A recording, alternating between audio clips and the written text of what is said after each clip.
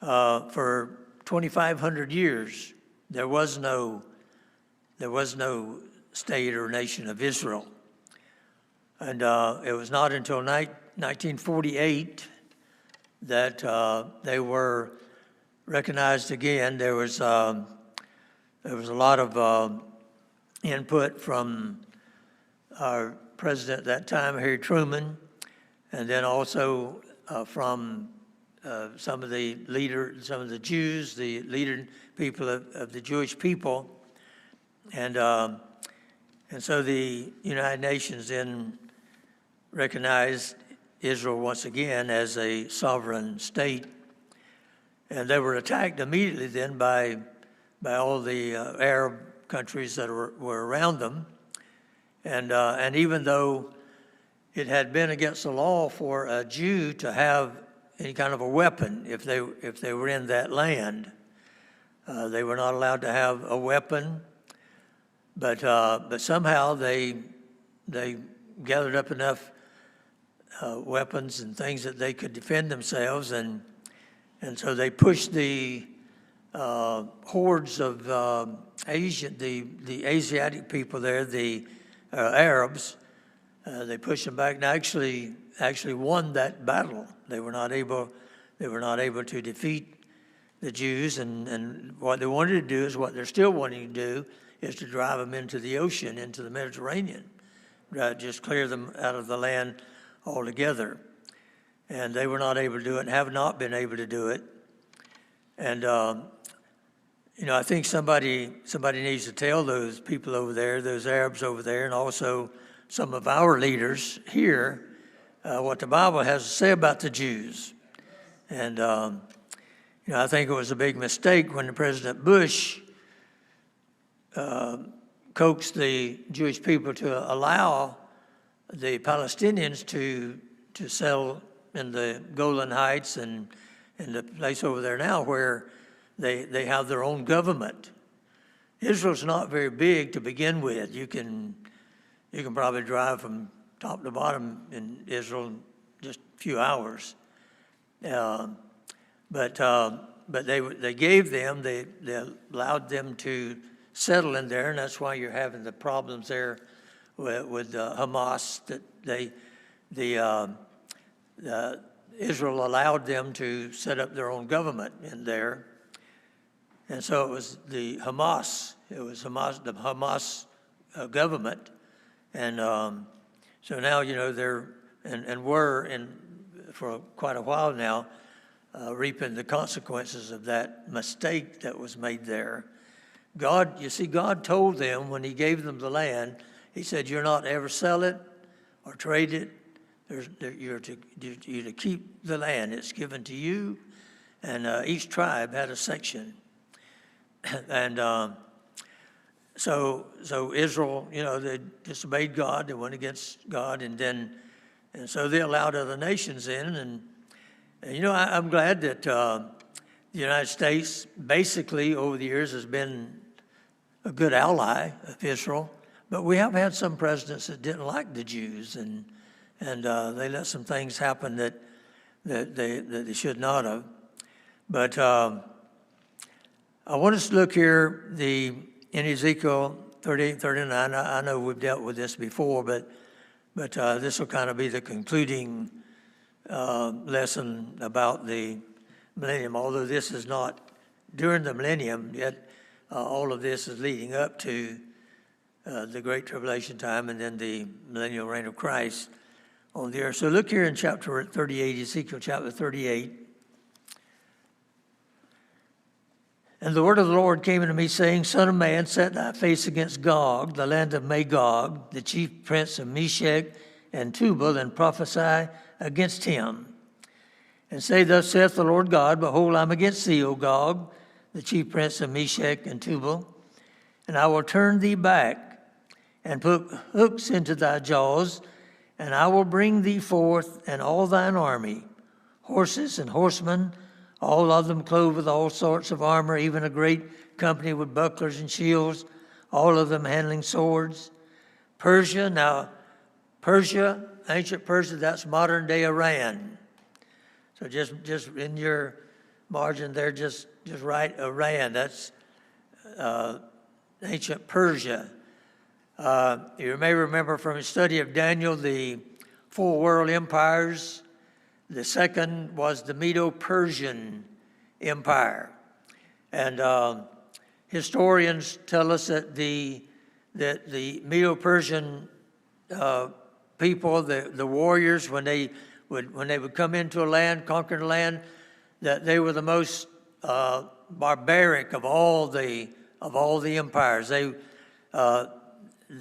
would go in and rape the women and kill the little children and bash the brains out of the men, all kinds of stuff like that. So they've always been a very hard people that they, that barbaric. I can't think of a good word, to describe them. They were just bad people, and they killed and destroyed and burned and raped and everything else. So Persia there, that's modern day Iran. Ethiopia and Libya with them, all of them with shield and helmet. Gomer and all his bands. The house of Togarmah of the north quarters and all his bands, and many people with thee. Be thou prepared, and prepare for thyself, thou and all thy company that are assembled unto thee, and be thou guard unto them. After many days thou shalt be visited. In the latter years thou shalt come into the land that is brought back from the sword. That's talking about Israel now. And the people regathering. That started in 1948. I have read that when the Jews started coming back in to occupy the land again, there was only 400,000 Jews in all of Israel. Now there's like 9 million. So they have been coming back. And he said, and is gathered out of many people against the mountain of Israel, which have been always waste, but it is brought forth out of the nations, and they shall dwell safely, all of them. Now notice that phrase, that they shall dwell safely. Thou shalt ascend and come like a storm. Thou shalt be like a cloud. And now he's talking about these hordes that's coming in, invading Israel. They shall be like a cloud to cover the land, thou and all thy bands, and many people with thee.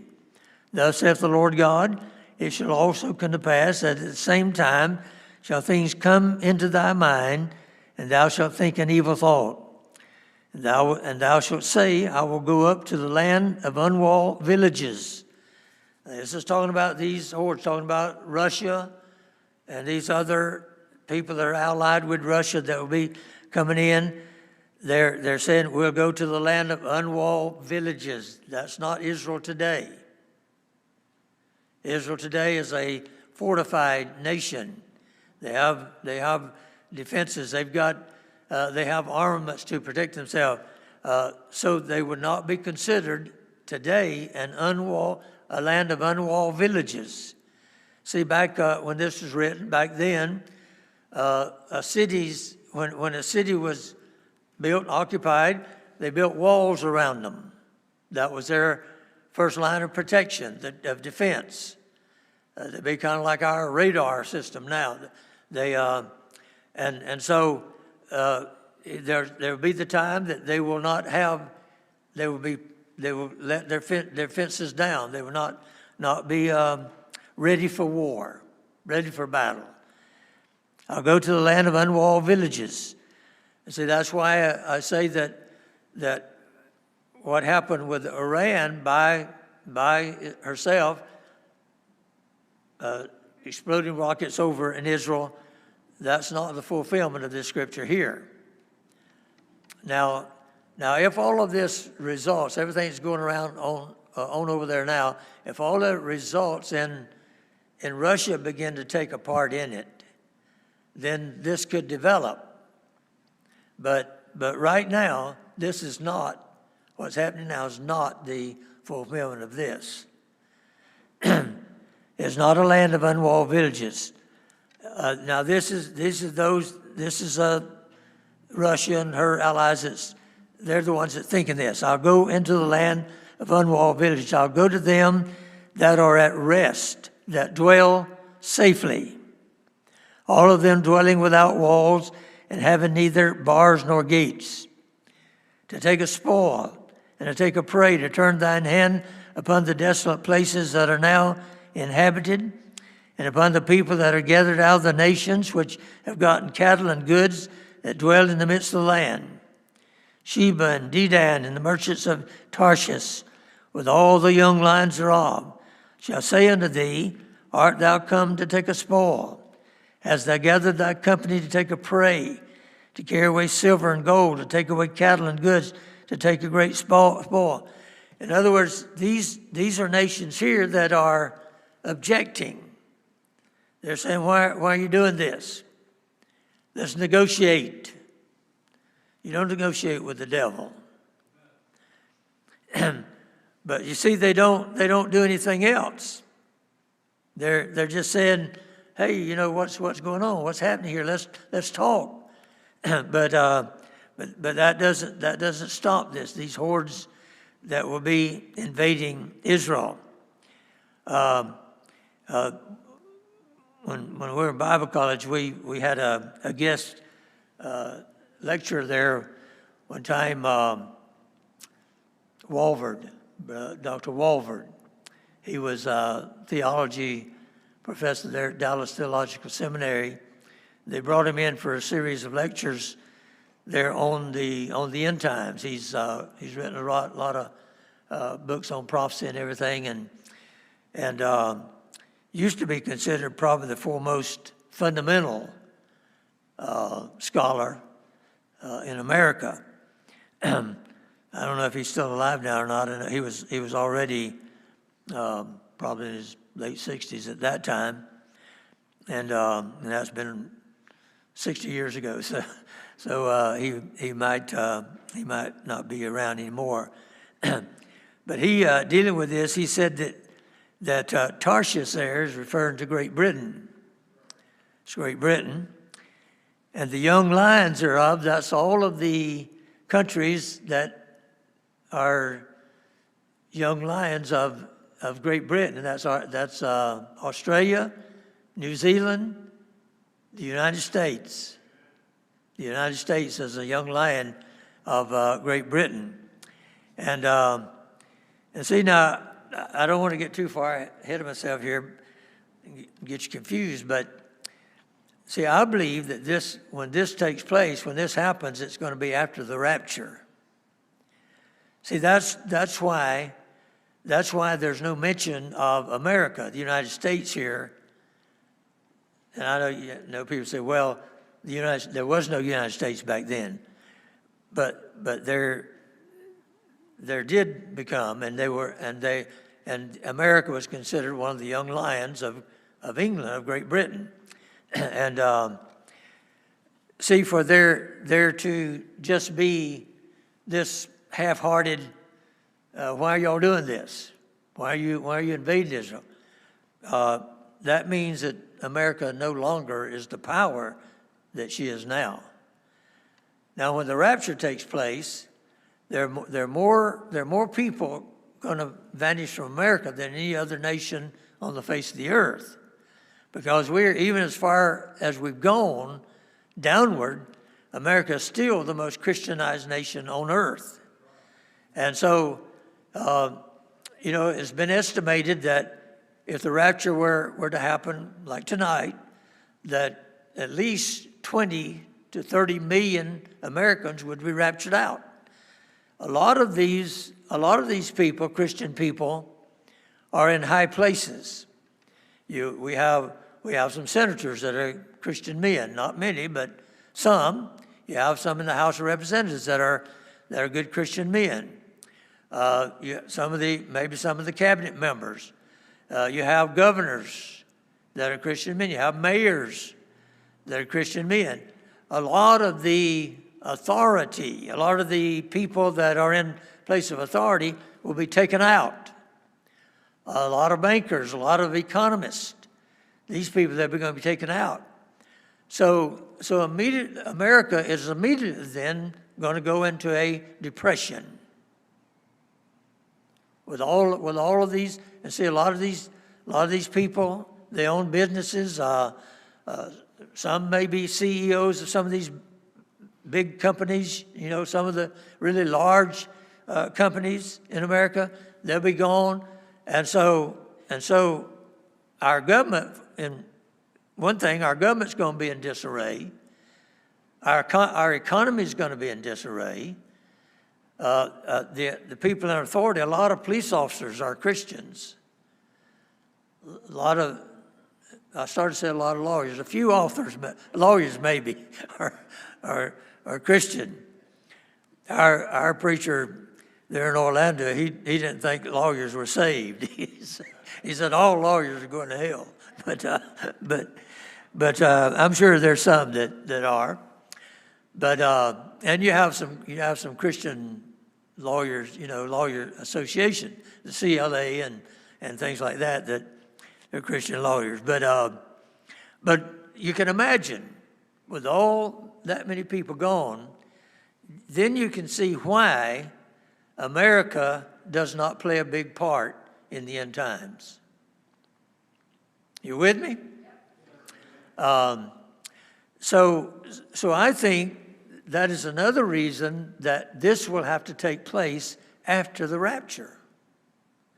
And I think it will be in the first 3.5 years of the tribulation periods when this will happen. Now, that's my opinion. I know there's some people, I've even read some that think it's going to take place during the first part of the millennium. But I think the rapture is going to take just before this happens here. When Russia and these allied nations with Russia, when they see that America is no longer a major power, so therefore would not come to the help of Israel, and at this time also the Antichrist has lulled Israel into signing the peace treaty. And see, he's the head of the revived Roman Empire, the European common market nations. They make up the territory of the old Roman Empire, and I believe that the old Roman Empire is going to be revived as far as these nations that make up that territory now. You already have the European Union, and they make up those 11 nations that made up the Roman Empire. And so the Antichrist, the man who will be the Antichrist anyway, is going to become the head of that what we call the revived Roman Empire. So he'll be the head of that European power. That will be the what you hear some people refer to as the one world government. That would be the major government and rule of most of the world. Obviously, there's going to be parts of the world that's not going to come under his leadership, just like we read right here, these nations here. But and see, when the Battle of Armageddon take place, you usually think about it's one big army. But what has happened there? You actually have 4 different powers that gather there to destroy Israel and Jerusalem. You have the southern, which is made up of Egypt and some of those countries around there. You have that's the ones called from the south. It's the armies from the south. You have the armies of the Antichrist. That's the revived Roman Empire nations. You'll have then from the east, that's going to be China and some of those nations that border China there, and then this conglomeration here. So you're going to have actually 4. But when they see the Lord coming, when He's going to come, and His glory is going to be so bright and all that they will all see it, and so they then join one union. All 4 of these vast armies join one union in order to defeat the Lord. and his armies. And he's coming with the angels, and also will be coming. And if you don't know how to ride a horse, you need to go ahead and get trained, because we'll be riding horses, riding white horses. And we'll be coming with the Lord, but the Lord doesn't need any help from us. He's going to, with the word of his mouth, he's going to defeat them.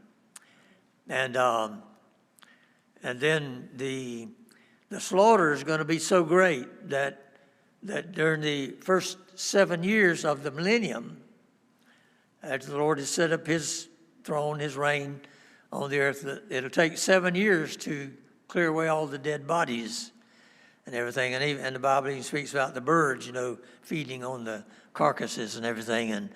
And so for that reason, I don't believe what's happening today is a fulfillment of what we read here in Ezekiel.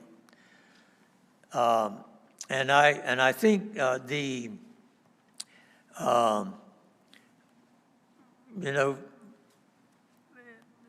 some consolation to us anyway is that before this happens, the rapture will have to take place.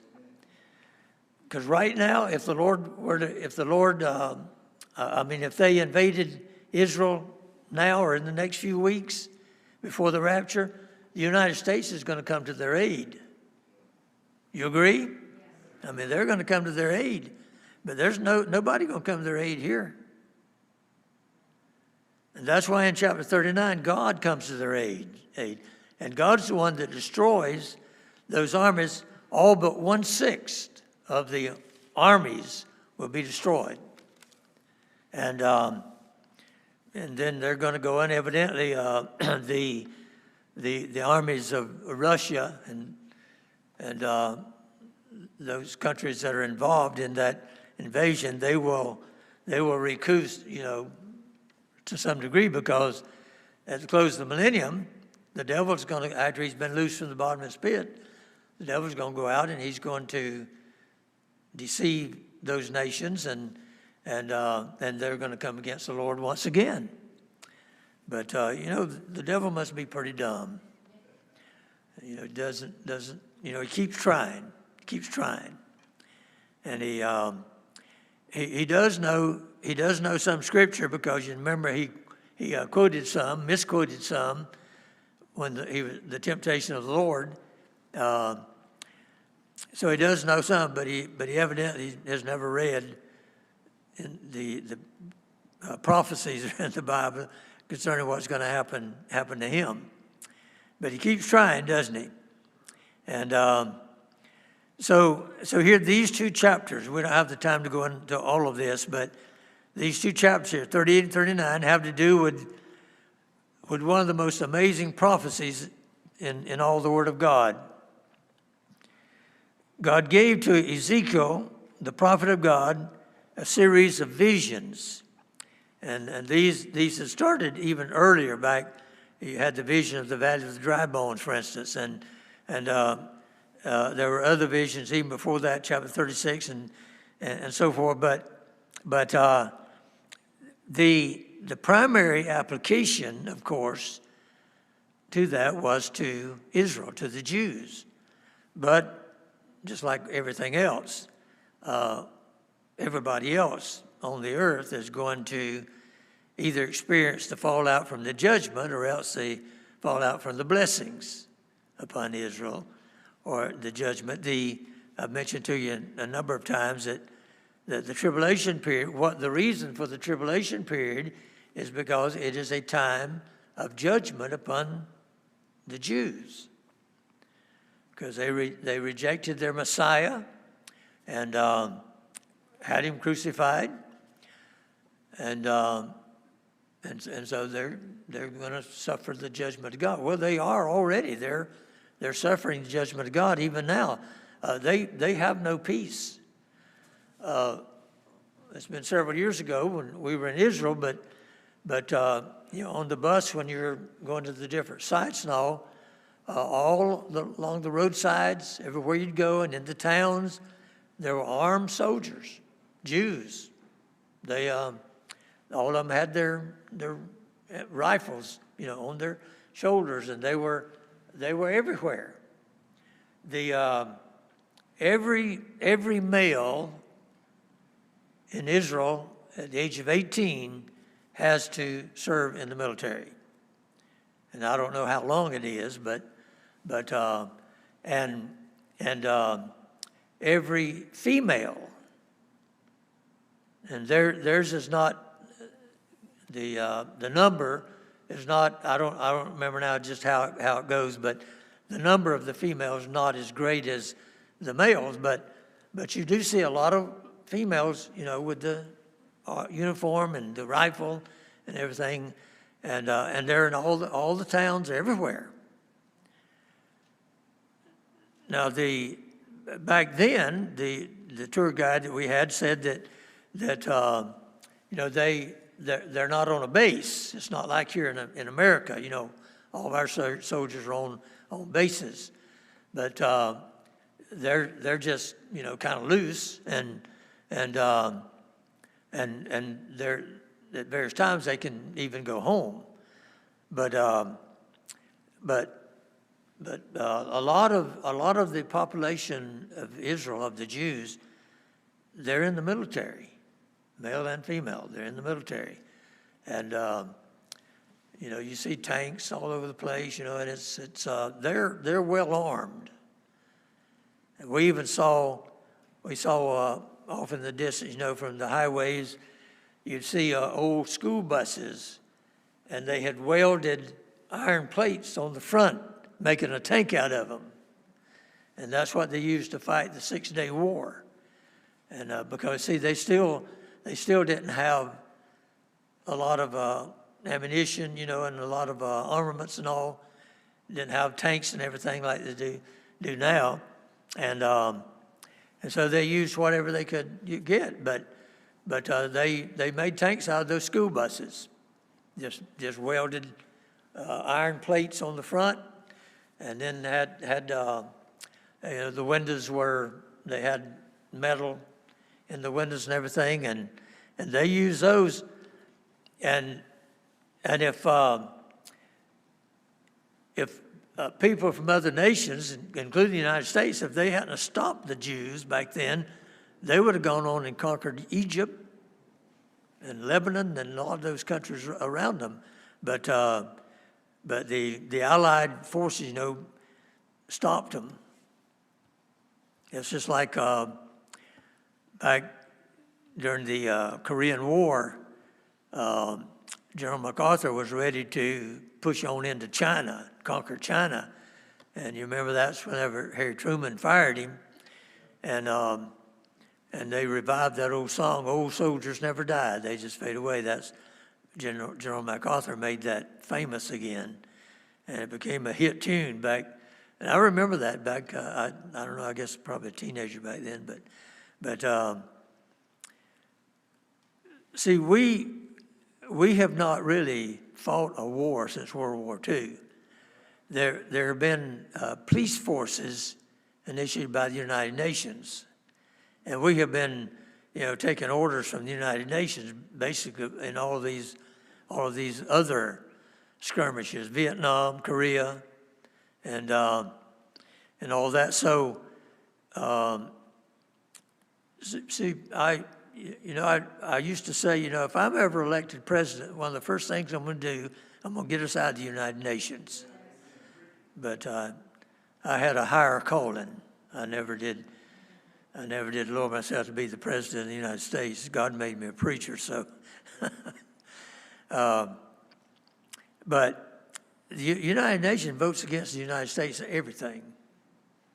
And all the treaties that have been made with these countries like Russia and Iran and all that, they've never kept them. They've never kept them. The treaty that was made with Iran back years ago, I don't even remember which president it was at that time, maybe Jimmy Carter. But Iran never obeyed that. They never stuck to that.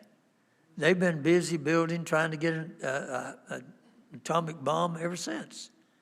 And so You know, that's why I said a while ago, you can't negotiate with the devil.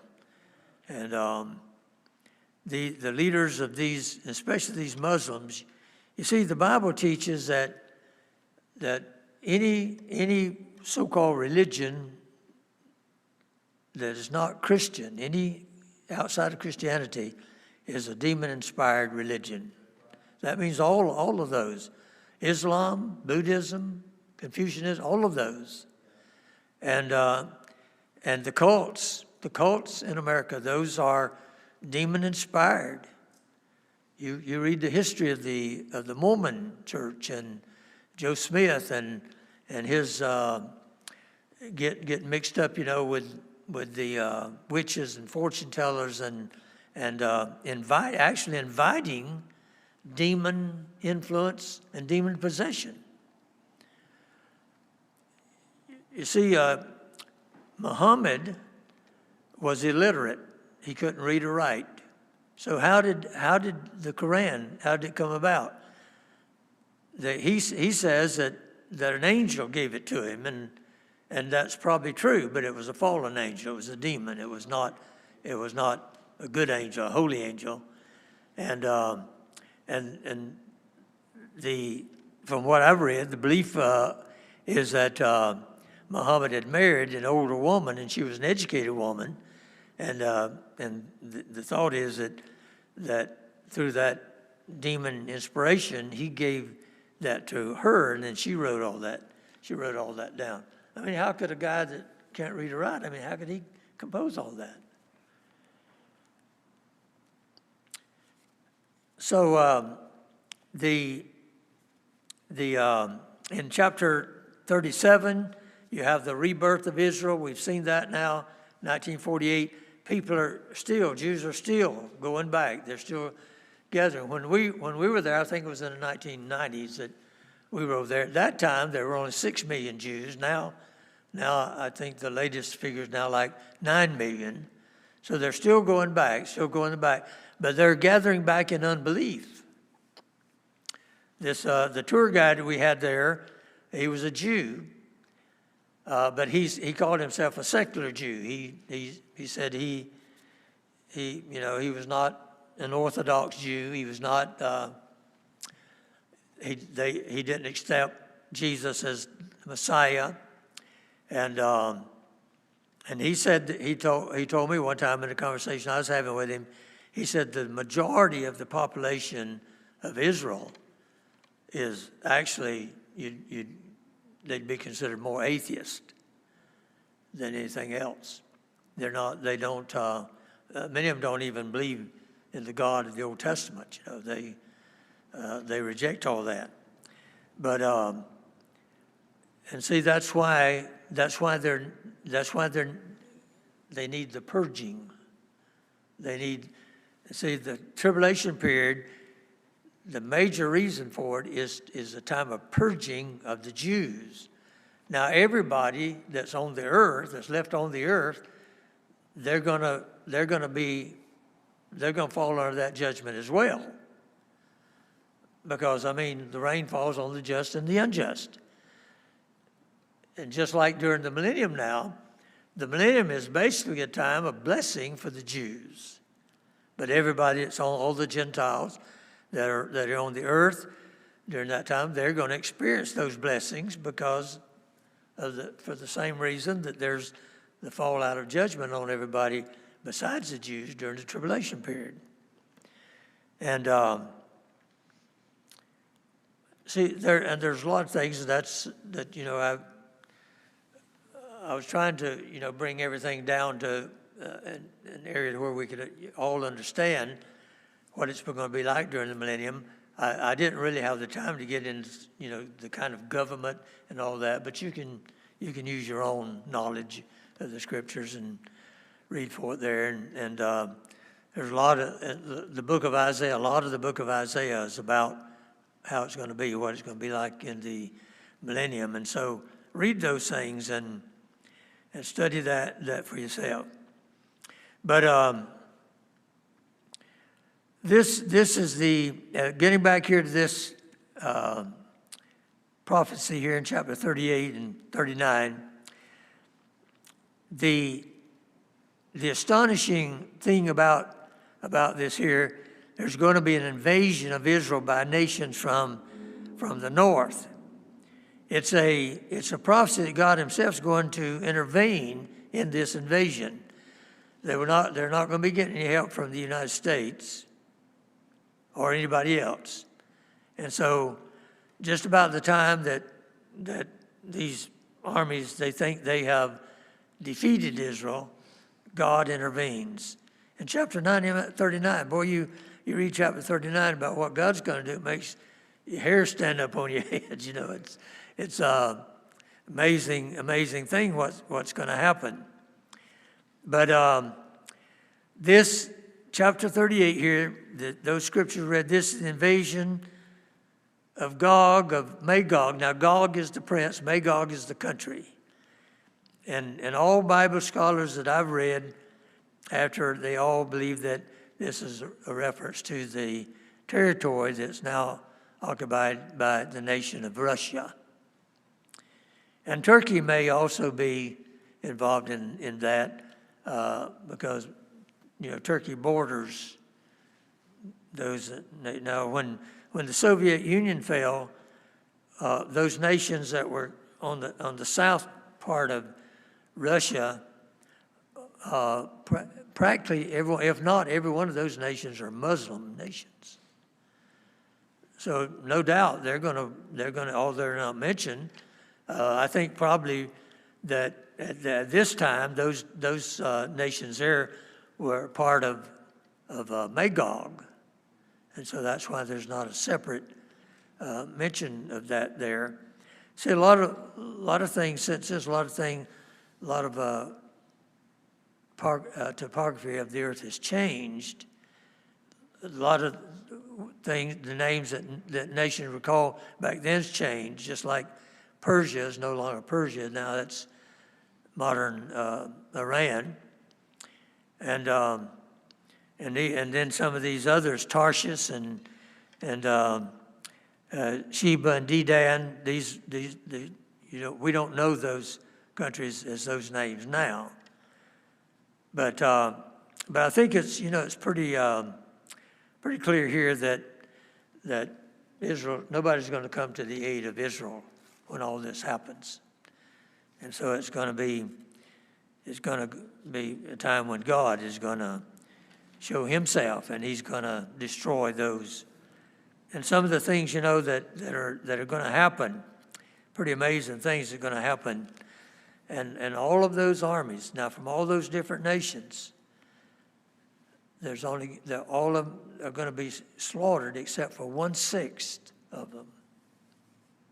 And then they'll, you know, go limping back to their own countries, and then they will rebuild to a degree. So, you know, the question that's in most everybody's mind about all this is, when does this invasion take place? And so that's most of what I've been dealing with here. And they're different, you know, they're different opinions, different views, but I think mine's the correct one. And I believe that this will take place in the early part of the tribulation, just after the rapture. And see, not only will America be crippled by the rapture, but some of these other nations too. That, you know, like they tell us that South Korea, that there are a lot of people being saved in South Korea, and a lot of big churches being built, and also so a lot of other nations, they'll be crippled. I don't think any of them will be crippled as much as America, because there's going to be more people taken up in the rapture out of America than any other country. But I believe after the rapture then, and you see, here's the amazing thing. With all that's happening right now, and if Russia does come in now and you know, try to side with Iran in this thing, and then that leads to this invasion here, that means that the rapture's already happened when this takes place. So you see how close we may be? See how close we may be to the rapture? And Well, you know, the way things are happening now, you know, I mean, it's just like this. It just seems like every day something you say, wow, I would have never thought that would happen this soon or to that degree and things like that. You know, who would have ever thought that in the United States of America we'd be electing Muslims to the Senate and to the House of Representatives? And now you might have saw on the news last night the leading candidate, in fact, he won the Democratic nomination. The guy's a Muslim, New York City. And not only is he a Muslim, but he calls himself a democratic socialist. That's just another word for communist. And he's already said he's against Trump. He's against ICE. He's against the deportation, you know, of all these criminals and hoodlums and murderers and everything that came across our border. You know, you may not like to hear me say this, but I think the worst thing that has ever happened to America was in the last 4 years when they opened up the borders. I think that's the worst thing that's ever happened to America. And it's going to cost, and I don't think we'll ever get all of them out, but it's going to cost us billions and billions of dollars to get these people out. And we're not going to ever get all of them because they don't know who all of them are. I mean, the only ones that they have any record of is those that came through the checkpoints, you know. But millions and millions more came across without going through the checkpoints. I mean, they invaded the land. Thousands of them coming at a time. And I've always wondered, who's financing all that? You can't have several thousand people all coming together. It's taking them weeks to get there. Somebody's having to feed them. They're having to have sanitary facilities somewhere where they're, you know, that they're able to take care of their needs. Somebody's supporting this, and you see a lot of them with cell phones. You see them with Nike shoes on. You see them, you know, with, and they don't look like, you know, that any of them's ragged. Somebody's supporting all that. It's costing them millions of dollars to support these caravans that came across. And I don't. You may not agree with that, but I think that was the worst thing that's ever happened to America. And we're suffering for it, and we'll suffer. I don't think they'll ever be able to get all of them out. All right, would you stand, please?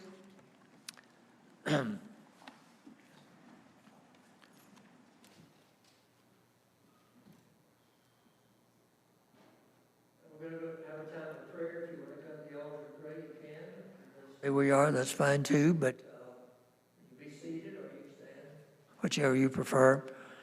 Pray about the needs that were mentioned here tonight and take your prayer list with you throughout the week and go to the Lord in prayer, mention all these needs that were on there. Pray for our service Sunday. The Lord give us a good day. The activities through the rest of the week, pray that the Lord will guide and direct in it and keep us safe, keep our people safe and all these things. And all the people that are traveling, pray for their safety. But don't forget to pray for the service next Sunday. We'll have a great day and see souls saved. All right, let's go to the Lord in prayer now.